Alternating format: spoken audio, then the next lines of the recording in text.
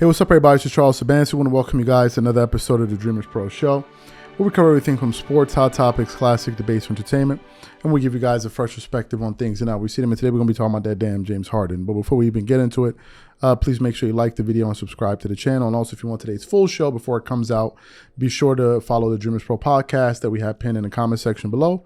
You can catch it on Spotify and iTunes for free. Anyway, let me get into this. As you guys know, the Clippers recently pulled off a trade for James Harden. And in that trade package, they were able to acquire James Harden and PJ Tucker, who, funny enough, played in that game against the Lakers, and he gave them some good minutes with 5 offensive rebounds and playing some solid defense, or 5 or defensive, but anyway, 5 rebounds. But we were all waiting to see James Harden. Right now, when the news first came out, I, like many people, were very skeptical about this move. Do you know why? Because the Clippers already had guys that were ball dominant, kind of. And then you add another guy, right? A James Harden into the system, a James Harden who had just recently been moved from 3 different teams in the last 3 years. And I'm like, you want to bring this guy into the fold? Why, right? You already have enough offensive firepower, etc. But nevertheless, the Clippers pulled the trigger. The owner of the team, Steve Ballmer, seemed to be elated by the move. He was doing his money walk down the tunnel when he saw James Harden. Ballmer got this money walk that he do, man. He got this bob that he do. It's like, man, too many billions, man. You bop into the left, bop into the right. So anyway, you saw James Harden and all of that. But anyway, James Harden is now a Clipper. And I was one of the people that was not excited about it because James Harden has never played a brand of basketball that won anything, right? And to me, I'm like, why are we adding this guy to the roster? But nevertheless, Clippers added him, and we're going to have to wait and see how he plays. So what happened? Yesterday, I'm going through Instagram, and an image is sent to me, shows up on my feed, and it's from Bleacher Report. Many various news, sports media companies published these quotes. But anyway, it was for him. From them. And it had the quote, "I'm not a player in a system. I am the system." And I said to myself, good Lord, we're doomed. We're doomed. We're doomed. Now, what was he referring to? Yesterday, James Harden did his introductory press conference that new players generally do whenever they join a new team. So he was speaking to the media.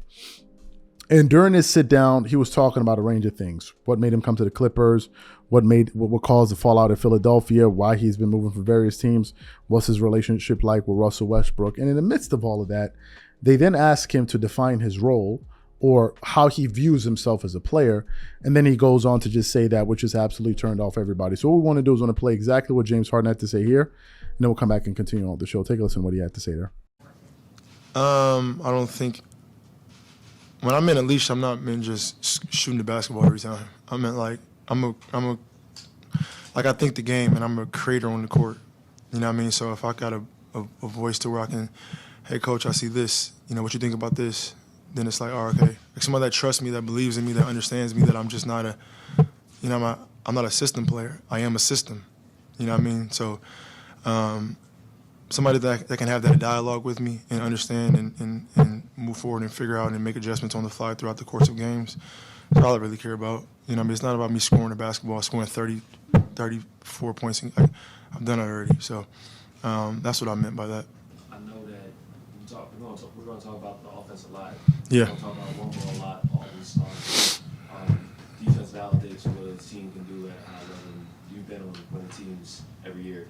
There's been some defense involved. Like how can you, with the guys that you're going to be playing with, contribute on that end of the floor? I think that the system that we have is really good. I've been watching the games, and for me, it's just staying locked in. Whether it's defensively or offensively, like knowing what we're doing, knowing what our schemes are, and making sure that I'm doing the best job that I can do and controlling what I control. And so that's just being the best version of myself, watching film, consistently communicating with coaches and teammates and trying to figure out how can I be great on both ends of the ball.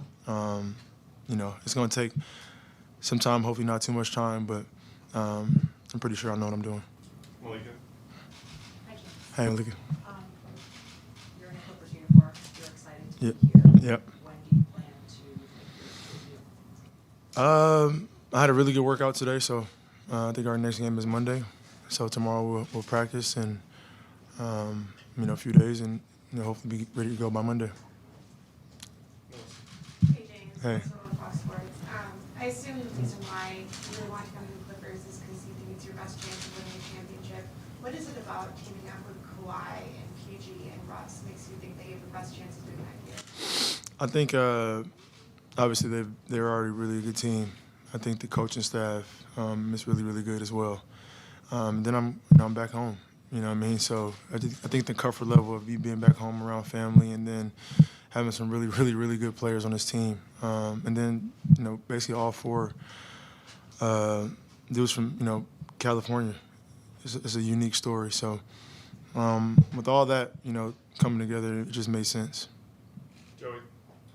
James, obviously you've played with Russ twice now, and you guys have maintained a close relationship. 3 times. This will be a 3rd time? Yeah, well, obviously Oh, my third bad. time now, but yeah, you played with him twice prior to this. But how much was your relationship with him a factor in you wanting to come here? Yeah, I mean, I've been knowing Russ since Boys and Girls Club in LA, so our relationship goes far beyond basketball. So you heard what he had to say. Now, I think it's important that we establish some things from the onset. First of all, when he made those comments, he was referring to how he was utilized as a Philadelphia 76er. So that's kind of the context of those comments. Secondly, however, that is not what, if you're a Clipper fan, you want to hear. Basically saying that, I'm not a system player, I'm a system. We don't want to hear that. And a lot of people have messaged me on Instagram. When I say a lot of people, if you guys want to follow me on Instagram, my handle is CTABANZ. If you want to also message me on Instagram, you can message me at the DREAMERSPRO Instagram. Same name as the channel. But anyway, a lot of people have been asking me, they were like, a system of failure, a system, what has this system ever won? And this is the point. James Harden's way of style of playing basketball never won a championship. So for him to be saying that, I'm now sitting back and saying to myself, what if the system that you're used to, what if Ty Lue and the Clippers want you to do a different thing that's not, quote unquote, doesn't play into your system or your style? What happens then? What if you're not asked to do something that you're not used to doing? Are we going to have any drama? Is there going to be any friction? This is what, man, oh my God.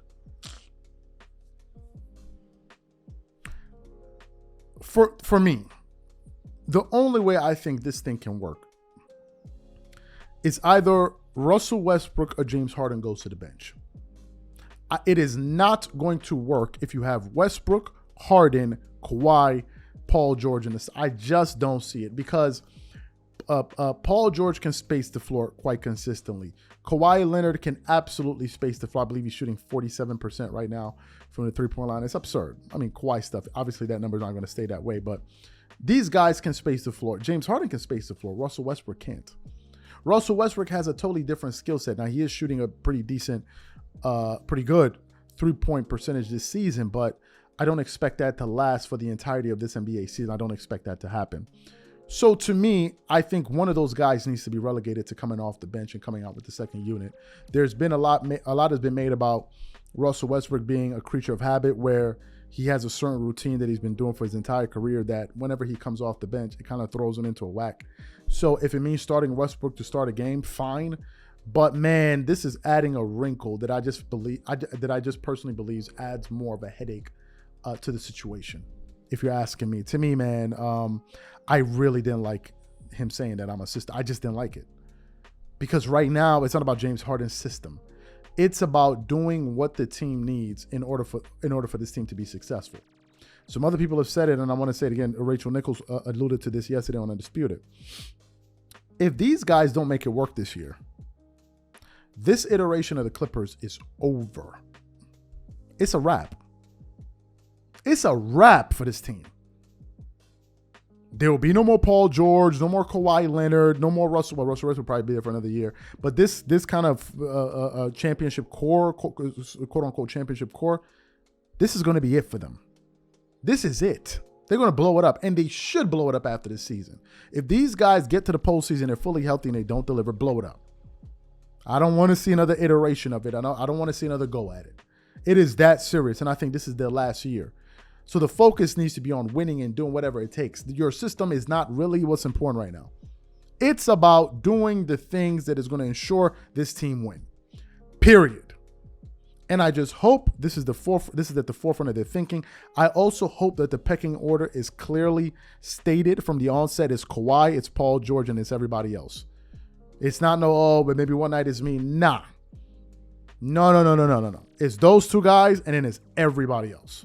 So to me, man, I wasn't feeling those comments. A lot of people weren't. We put up the post when he said that. I put it on the story on Instagram. I wrote, "We're doomed." People are cracking up. Man, we're doomed if this is going to be the mentality going in. These are my thoughts. So what I want to know from you guys, what do you think about what James Harden is saying? Do you think he's going to be able to adapt to a system that can help him win a championship, or do you think we're just going to see the same old James Harden stinking it up and twerking it up all over the place? Whatever you guys think, please leave your thoughts and comments in the comment section. We catch you on the next show. Peace.